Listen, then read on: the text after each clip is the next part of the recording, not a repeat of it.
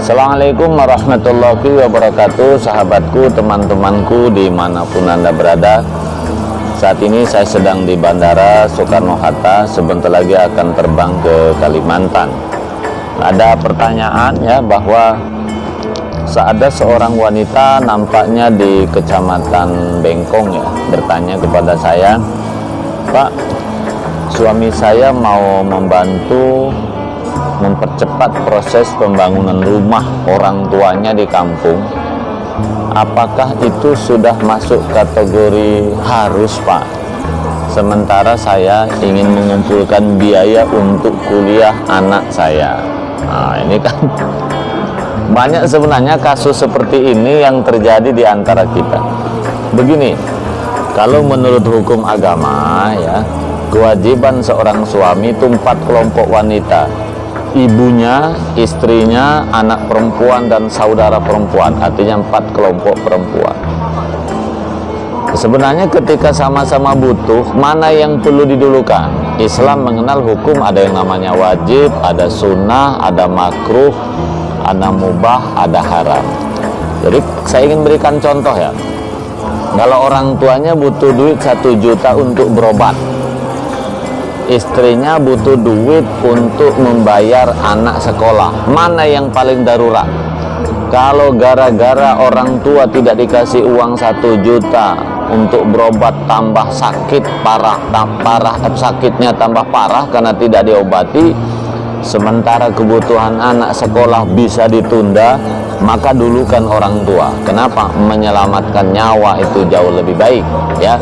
Tapi kalau orang tua butuh duit 1 juta untuk beli emas walaupun 1 gram, sementara anaknya butuh biaya sekolah dan itu harus segera dibayar, maka kalahkan orang tua, dulukan bayar sekolah. Karena kalau tidak dibayar nanti tidak bisa ikut ujian. Begitu gambarannya. Nah, adapun tadi pertanyaan yang paling unik ya, orang tuanya untuk mempercepat proses pembangunan rumah, sementara anaknya untuk membiayai kuliah anak ke depan. Nah, mana yang paling mendesak? Ya, suami istri lah yang tahu. Ya, ingat, mendidik anak tentu kewajibannya hanya sampai ya balik menurut saya.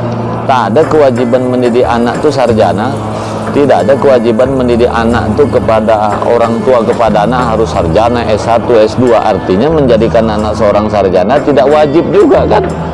Begitu juga sebaliknya, apakah membuatkan rumah orang tua masuk kategori darurat? Lihat dulu, kalau memang rumah orang tua misalnya sekarang itu lagi bocor ya, atapnya belum selesai, jendelanya belum selesai, pintunya belum selesai, kalau tak kita bantu cepat penyelesaian, nanti orang tua kita jatuh sakit, hujan kehujanan, panas kepanasan, maka kalahkan mengkuliahkan anak, dulukan orang tua. Tapi kalau misalnya memproses pembangunan rumah orang tua itu, rumah orang tua ini kan sebenarnya sudah bagus, cuman supaya lebih mewah, supaya dilihat orang lain gagah, maka dulukan yang anak. Kenapa? Pendidikan jauh lebih baik daripada kemewahan rumah tadi. Nah, jadi sebenarnya kalau pertanyaan dari seorang ibu ini ya, coba koreksi ulang mana yang paling wajib. Tapi intinya begini kepada semua ya, ini kan banyak terjadi nih ya, suami terus membantu orang tua menzolimi istri dan anak-anaknya, ada. Begitu juga suami, terlalu banyak KUB, kalau lebih nih semua keinginan istri, mulai emas segala macam dibelikan, sementara orang tuanya susah makan, dibiarkan saja. Jadi saya tidak bisa menjawab secara pasti boleh atau tidak, hitam putih, karena saya belum tahu rumah orang tua yang bertanya, ya orang tua, ya mertua berarti ya, yang bertanya ini seperti apa tingkat daruratnya. Tapi kalau betul-betul darurat, ya sudah, dulukan orang tua, jangan halangi. Kalau istri menghalangi suami membangun rumah orang tuanya, ya dosa. Kalau memang ketergantungan dengan kita, dan kalau rumah tidak diteruskan akan roboh, mungkin di pinggir jurang, mungkin bocor dan segala macam ya. Tapi kalau untuk anak sekolah kan tak wajib juga kalau kuliah itu kan. Kita juga kadang merantau dulu bawa kolor juga, kuliah bisa sambil jalan kan. Tapi dengan catatan, saya ulangi ya, kalau orang tua darurat. Tapi kalau orang tua justru ingin membangun rumah yang lebih mewah, tingkat 1 supaya tingkat 2, nambah rumah lagi.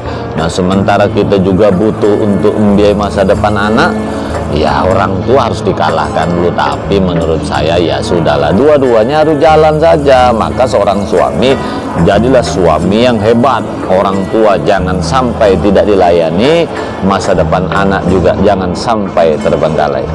Sekira demikian teman-temanku, mudah-mudahan manfaatnya. Cukup sekian, wassalamualaikum warahmatullahi wabarakatuh.